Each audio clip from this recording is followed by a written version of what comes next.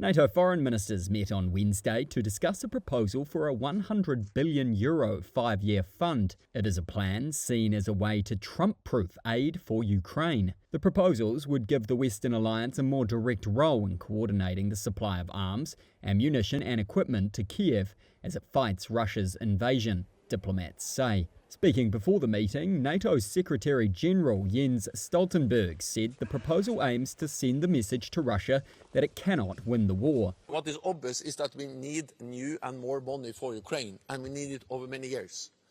And the whole idea of now discussing frameworks, commitments, an institutionalized framework for the support is to ensure more predictability and more confidence in that the money will come every month, every year for the long haul.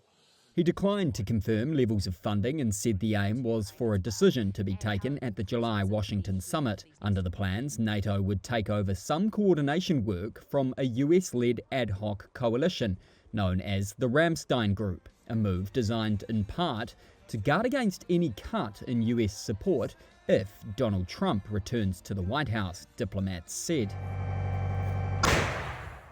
NATO has focused on non-lethal aid for Ukraine out of fears that a more direct role would trigger an escalation of tensions with Russia.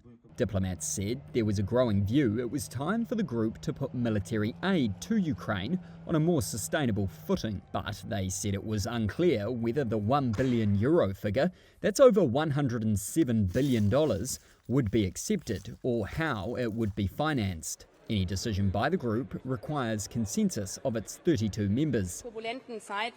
Arriving at the talks, German Foreign Minister Annalena Baerbock described the proposal as right and important, saying that aid for Ukraine should be dispersed via reliable long-term structures.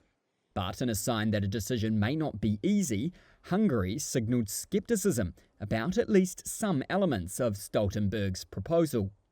Foreign Minister Peter Szijjártó firmly stated Hungary will not back any NATO proposals that might draw the alliance closer to war or shift it from a defensive to an offensive coalition, government spokesman Zoltán Kovács said on X.